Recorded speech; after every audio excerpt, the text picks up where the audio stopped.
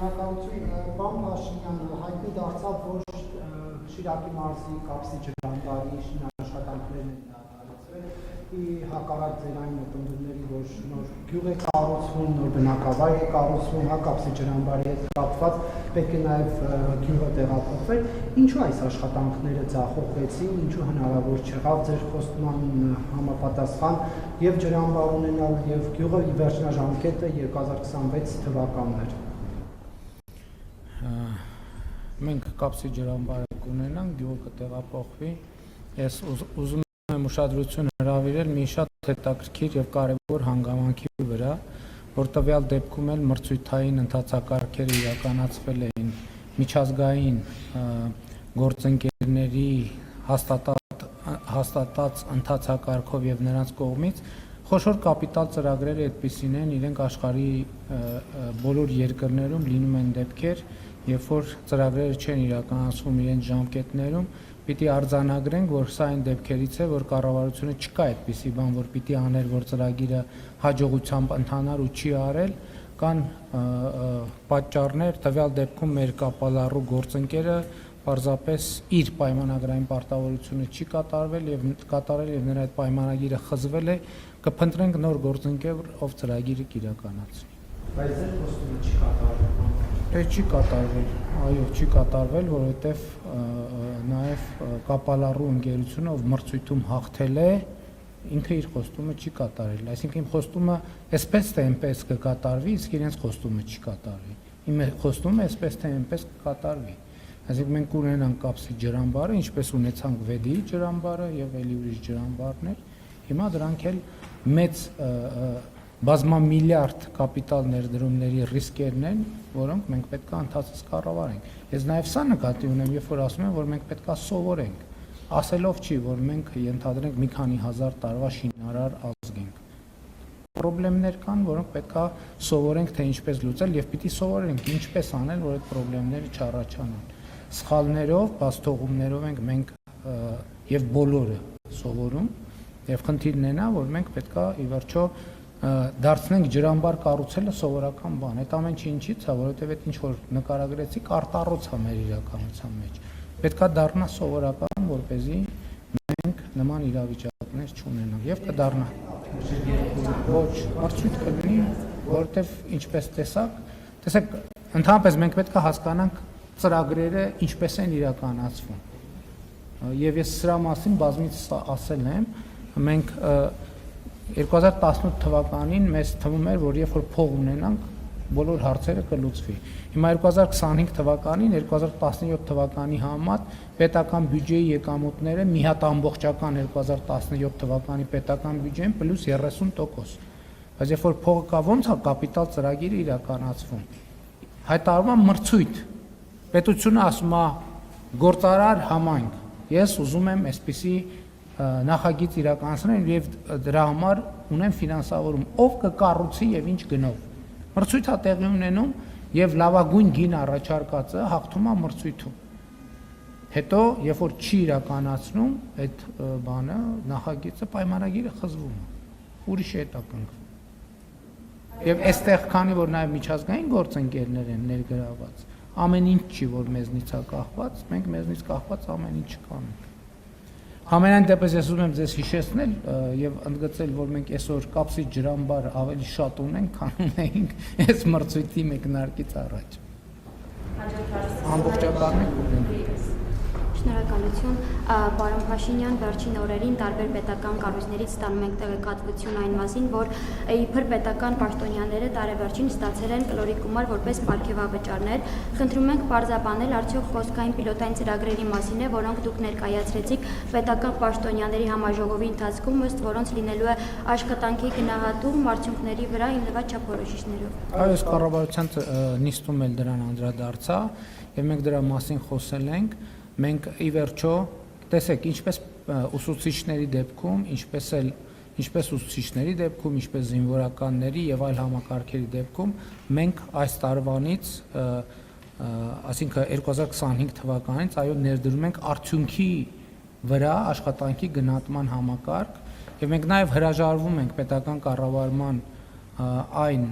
համակարգից, երբ որ բոլորը համատարած ստանում են նույն դրույքաչափերը։ Սա կառավարելիությունը նվազեցնում է եւ մյուս կողմից մոտիվացիաները նույնպես նվազեցնում է։ Երբ որ մարդը, ով որ ավելի շատ ջանք է գործադրել, ավելի շատ արդյունք է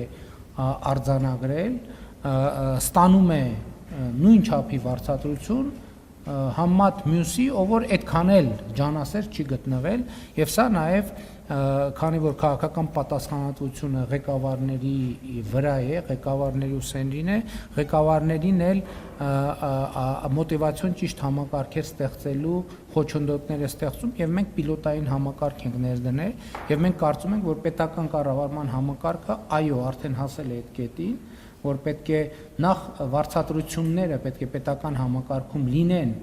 մրցունակ մասնավորի հետ, հակառակ դեպքում մենք նոր էլ խոսեցի, չգիտեմ հետևում եք կառավարության նիստին թե չէ, եթե մենք ասում ենք 2017 թվի համեմատ պետական բյուջեի եկամտային մասը 130% ավելացել է, այդ նշանակում է պետական կառավարման համակարգը 130%-ով ավելի շատ ջանք է ներդնում նախ այդ արդյունքը արձանագրելու համար, բայց բյուջեն հավաքելուց հետո նաև արդյունավետ ծախսման խնդիր կա։ Եվ մենք պետք է այնպես անենք, որ ավելի ու ավելի պրոֆեսիոնալ դառնալու մղումը ճիշտ մոտիվներ գործեն պետական կառավարման համակարգում։ Նախ դրսից ոչ միայն պետական համակարգից լինի հոսք դեպի մասնավոր հատված, այլ մասնավոր հատվածից դեպի պետական հատված։ Դրա համար պետք է վարձատրությունների գոնե համեմատելի հնարավորություն լինի եւ երկրորդից համակարգի կարևոր առանձնահատկությունը։ Մենք լրացուցիչ վարձատրության մեջ դրել ենք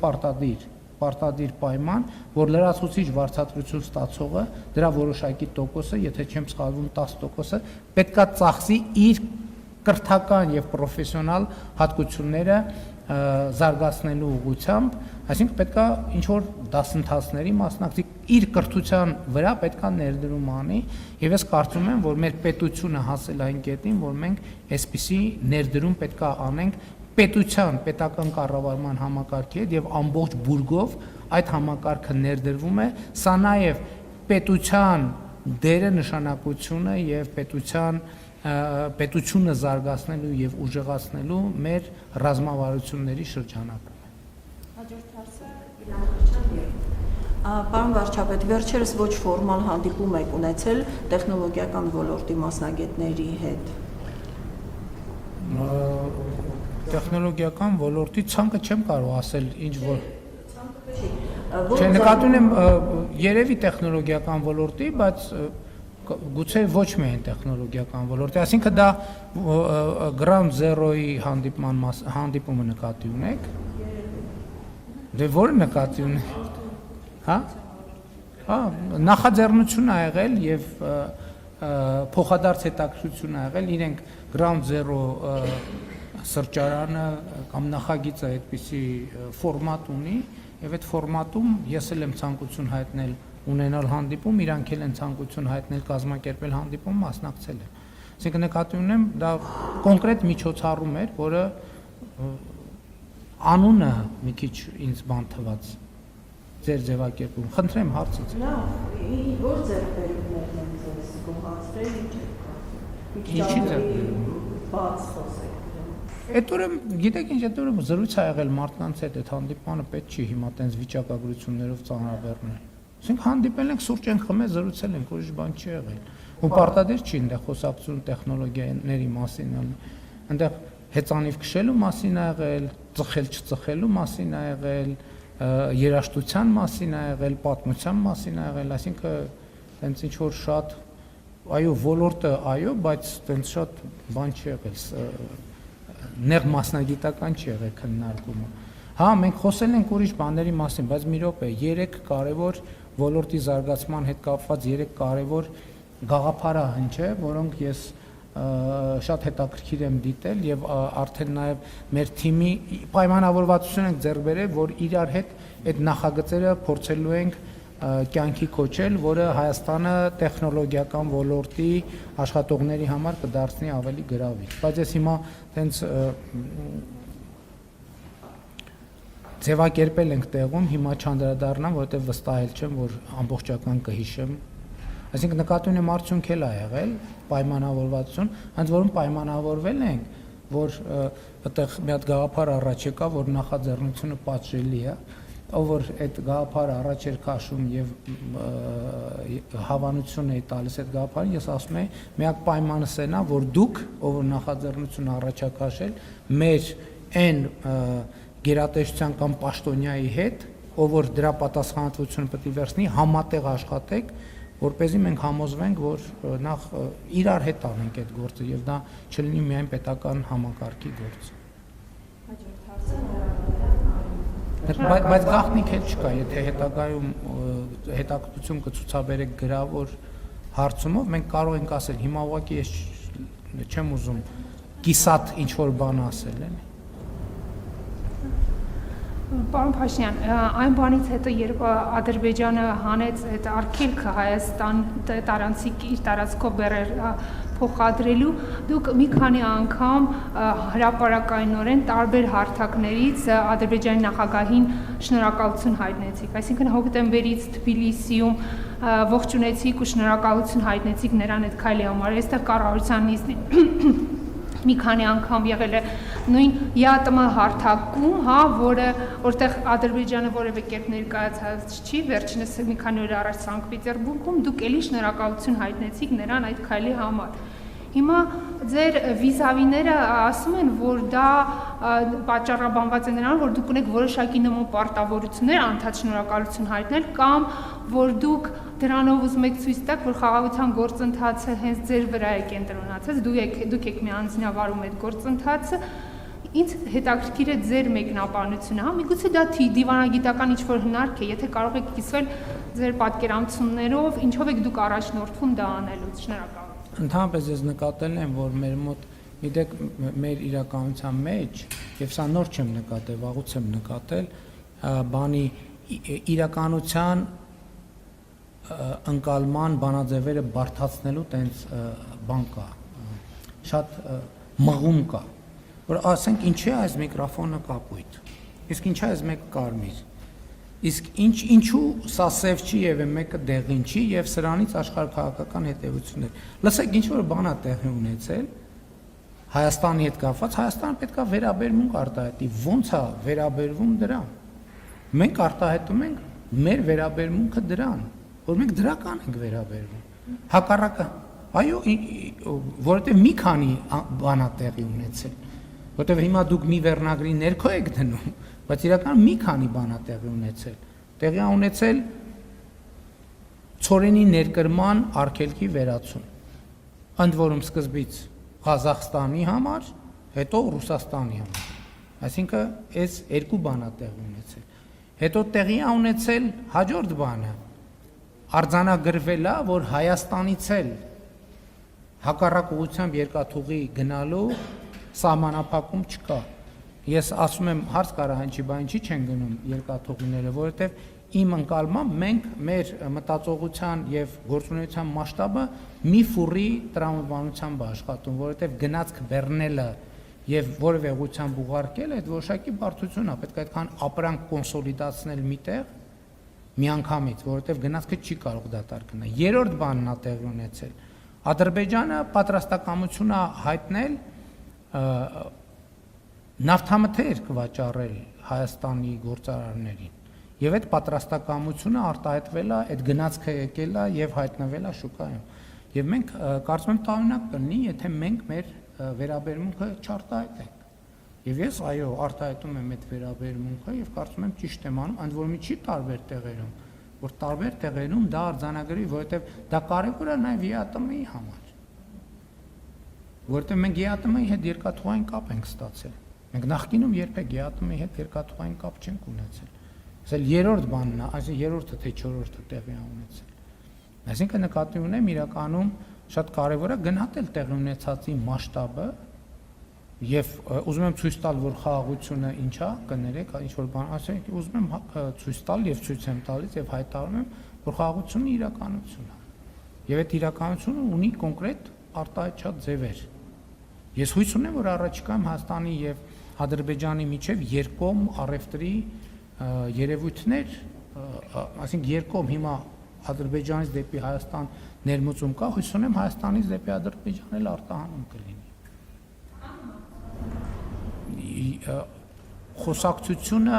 Խոսակցությունը քաղաքական կատեգորիա չի, եթե գիտեք, պաշտոնական քննարկում այդ թեմայով պետքա չլինի, որովհետև քաղաքական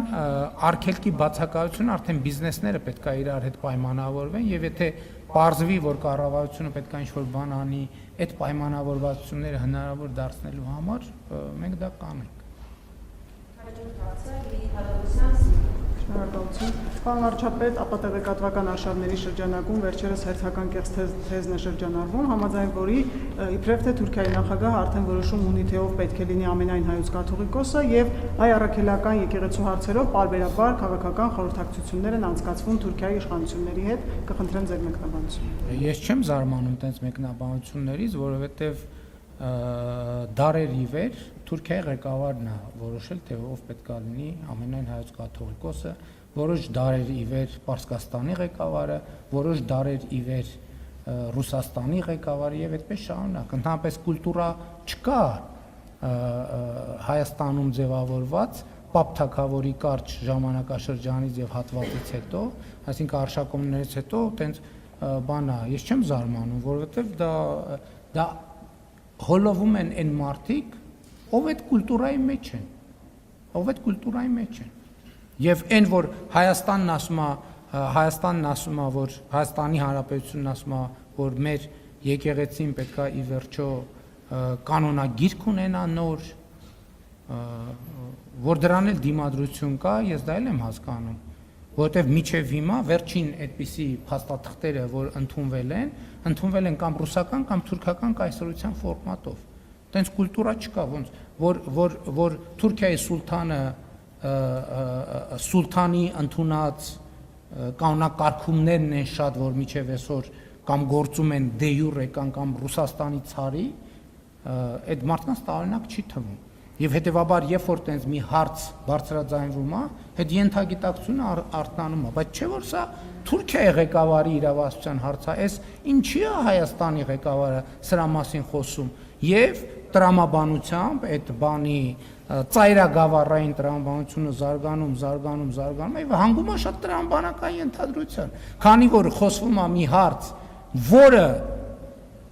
դարերի ավանդույթով Թուրքիայի ղեկավարի իրավասության հարցն է, հետևաբար, եթե Հայաստանի ղեկավարը տես թեմաներ արծարծում է, ուրեմն լիազորություն է ստացել Թուրքիայի ղեկավարից։ Ծայրագավառային տրամաբանություն։ Եվ այդ, կամ ուրիշ տարբերակով Ռուսաստանի կամ Պարսկաստանի ծայրագավառային տրամաբանություն։ Հենց դրա հետ է մեր խնդիրը։ Ես իմ բանախոսությունների ժամանակ, որ խոսք է գնում հայրենիքը պետությունն է, սիրում ես հայրենիքը ուժեղացրու պետությունը բանաձևի մասին, ես դրա մասին եմ խոսում։ Ասում եմ, մեր ենթագիտակցությունը սեփական պետության ընկալումը դեռ չունի, որովհետև հարյուրամյակներով մեզ համար հայրենիքը ուրիշ բան է եղել, պետությունը ուրիշ բան։ Հայրենիքը Հայաստանն է եղել,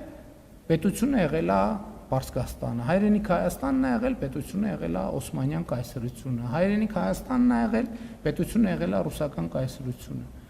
Այսինքն 500 տարի շարունակ մեզ համար հայրենիքը ուրիշ բան է եղել, պետությունը ուրիշ բան է եղել։ Հայրենիքը հիմնականում սիրելի, պետությունը հիմնականում ոչ այդքան սիրելի։ Եվ այդ ենթագիտակցությունը շարունակում է շատ բաներ շարժել Հայաստանի Հանրապետությունում եւ մենք այս գիտակցությունն է, որ ուզում ենք, այս գիտակցության հետ ենք ուզում առերեսվել, ասել, որ ժողովուրդ ի վերջո պետք է մենք այլ գիտակցություն ձևավորենք, որովհետեւ մեր հայրենիքն ու պետությունը այլևս նույնն են։ Եվ մենք չպետք է մեր պետությանը, Հայաստանի Հանրապետությանը վերաբերվենք այնց, ոնց որ վերաբերվել ենք օտար պետություններին, այդ հայրենիքով հանդերձ, որում գտնվել ենք։ Հիմա մենք մեր հայրենիքով գտնվում ենք, մեր հայրենիքով հանդերձ գտնվում ենք մեր պետության մեջ։ Հետևաբար ծայրագավառային տրամաբանություններ պետք չի զարգացնել։ Հաջորդ հարցը Ալոզյան, շնորհակալություն։ Պարոն վարչապետ, Թուրքիայի ղեկավարը վերջերս հայտարարել էր, որ 2026-ին խորհրդանշական քայլեր են սպասվում Հայաստանի հետ հարաբերությունները զարգացնելու համատեքստում։ Խնդրեմ, եթե հնարավոր է մանրամասներ ներկայացնեք, թե որ ուղղություններով հիմա քննարկումներ կան եւ մի հարց էր ձեր թույլտվությամբ վերջերս Իրանից մտահոգություններ հնչեցին TRIP նախագծի հետ կապված ձեր դիտարկմամբ կան չպարզաբանված հարցեր մեր հարևան երկրի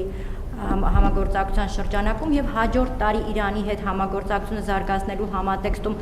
ինչ քայլերի սպասենք, մասնավորապես ռազմավարական փաստաթուղթ հնարավոր է թե ոչ։ Գիտեք, տեսեք, երբ որ ասում եք չկան, արդյոք չպարզաբանված հարցեր։ Գիտեք ինչ, մեր խնդրեմը գիտեք ինչի մեջ է, որովհետև մենք միշտ փոքր նախագծերի հետ ենք գործ ունեցել, որոնք տենց մի շերտ են ունեցել, պատկերավոր ասած մի էջ են ունեցել, դե մի էջում էլ պետք է կես ժամում ասես կա պարզաբանված հարց, թե չկա պարզաբանված հարց։ Մենք սովոր չենք մեծ նախագծերի, իսկ մեծ նախագծերը իրանք ունեն մի շատ կարևոր առանձնահատկություն, իրանք միշտ չպարզաբանված հարց ունենում են եւ իրանք միշտ արտադրում են չպարզաբանված հարց։ Այսինքն դիեզերք թռնելը, միջև դիեզերք թռնելը, ես մի անգամ մի վիճակագրություն լսեցին, շատ զարմացրեց, որ Միացյալ Նահանգների երբ որ լուսնի ծրագիրը գործարկվել է, այդ ծրագրի վրա աշխատել է 400,000 գիտնական։ Բայց այդ 400,000 գիտնականը պարզաբանել են չպարզաբանված հարցեր, չէ՞, բայց երբ որ խնդիրը լուծվել է, նոր չպարզաբանված հարցեր են առաջ եկել, որոնք պարզաբանելու համար Միացյալ Նահանգների գիտական եւ հանրությունը պետության աջակցությամբ ստեղծել է James Webb տիեզերական աստղադիտակը։ Հիմա ինչի համար այս ալեգորիաները, ոչ թե շեղվում եմ, ես էլ եմ ասում, երբ որ դու ունես մի հարց, որը լուծված չի, այդ հարցը չի լուծվում, դու շարունակում ես սեղանին ունենալ մի հարց։ Երբ որ այդ մի հարցը լուծում ես, ի հայտ են գալիս 4 նոր հարց, որը պետք է լուծես։ Ամեն 4 հարցը լուծելիս ի հայտ են գալիս 4 նոր հարց, որը պետք է լուծես։ Հետևաբար TRIP նախագիծը ինքը այնքան մասշտաբային հարց է, որ մենք ամեն փուլում, երբ որ մի հարց պարզաբանեցինք, վերջնական պարզաբանվեց, դրանից ի հայտ են գալու նոր հարցեր, որոնց շուրջ պետք է մտածենք։ Նրանք լուծեցին, ի հայտ են գալու նոր հարցեր, որոնց շուրջ պետք է մտածենք։ Երբ որ TRIP-ը արդեն գործնականում սկսեց աշխատել, երկաթուղին էլ եղավ, գազամուղն էլ եղավ, նավթամուղն էլ եղավ, էլեկտրական հոսանքն էլ եղավ, ավտոճանապարհն էլ եղավ, ամեն ինչ եղավ, էլի ի հայտ են գալու հարցեր, որոնց շուրջ մենք պետք է աշխատենք։ Ես նկատի ունեմ, մենք պետք է սենց ընկալենք, որովհետև ցանկացած նախագիծ ինքը մեծ նախագիծ, եթե մեր ճամփորդությունը 5 մետր է, մենք կարող ենք տեսնել, որտեվ 5 մետրը կամ միջև է դուռն է, մենք ամեն ինչ կարող ենք տեսնել, բայց թե մեր ճամփորդությունը երկար է, մենք չենք կարող ամեն ինչ տեսնել, որտեվ պետք է գնանք դուռը բացենք, նայենք դռնից այն կողմ ինչ կա, ճանապարհը գնանք, էլի եմ այդ օրինակը բերել, ոլորանը պետք է անցնենք, որ տեսնենք բլուրից այն կողմ ինչ կա, հետևաբար չպարզաբանված հարցեր միշտ կան, բայց այն հարցերը, որոնք այս փուլում կարիք կա պարզաբանել, ես կարծում եմ, որ մենք դրանք բավարար չափով արդեն պարզաբանել ենք։ Թուրքիայի հետ կապված ես ողջունում եմ այդ պատրաստակամությունը, ես ձեզ անկեղծ ասեմ, մեր երկկողմ երկխոսության մակարդակով արդեն հասունացել է այն պահը, երբ որ ինչ-որ սիմվոլիկ եւ նույնիսկ ոչ սիմվոլիկ ավելի լայն եւ կոնկրետ քայլեր պետք է տեղի ունենան եւ ես հույս ունեմ, որ այդ քայլերը տեղի կունենան Իրանի Իսլամական Հանրապետության հետ մեր հարաբերությունները շատ բարձր մակարդակի վրա են եւ մենք այո ցանկություն ունենք նաեւ Իրանի Իսլամական Հանրապետության հետ ռազմավարական գործընկերության փաստաթուղթ ստորագրել։ Հաջորդ հարցը Շողիկ Գալստյան, Ազատություն։ Պարոն վարչապետ, ուզում եմ իմանալ արդյոք Վագիփ Խաչատյանի առողջական վիճակի հետ կապված Հայաստանը դիմել է Ադրբեջանին տեղեկություններ ստանալու համար, եթե այո, խնդրեմ մանրամասներ ներկայացնեք եւ մի կարճ հարցել նաեւ այս գիրակի ձեր ծրագրերից արդյոք ծրագրում եք այս գիրակի պատարագի մասնակցել Մայրաթոռում, ունեք նման ծրագիր թե ոչ, նաեւ հրապարակվեց CVKM-ում փաստաթուղթ ազգային անվտանգության ծառայության տրամադրած փաստաթուղթը եւ նաեւ տեղեկություն կար այդ փաստաթղթից բացի, որ փաստորեն Եզրաս arczepiskopos Ներսիսյանը ըստ այդ տեղեկության այժմ էլ շարունակում է կապեր պահպանել օտարերկրյա պետությունների հատուկ ծառայությունների հետ, այդ պետությունների թվում դուք ունեք կարող եք հանրայնացնել արդյոք մտնում է Ռուսաստանը եւ հաջորդիվ նաեւ նշվում էր, որ ձեռնարկվում են անհրաժեշտ քայլեր պետությանը սպառնացող այդ կապերից ելնելով պետությանը սպառնացող վտանգները վերացնելու համար, սա արդյոք նշանակում է, որ Եզրահ arczepiskopos Ներսիսյանին վերաբերվող քրեական գործ կա եւ այժմ այդ գործի շրջանակում գործողություններ են իրականացվում։ Շնորհակալ։ ԱԱԾ-ի պատասխանին ավելացնելու ոչինչ չունեմ, եթե կառավարությունը որևէ լրացուցիչ բան կունենա ասելու կհրապարակի, պատարակի պատրաստվում եմ մասնակցել Գառնի Սուրբ Աստվածածին եկեղեցիում, դրա մասին լրացուցիչ հայտարարություն կարող եմ կանեմ, բայց արդեն արեցի,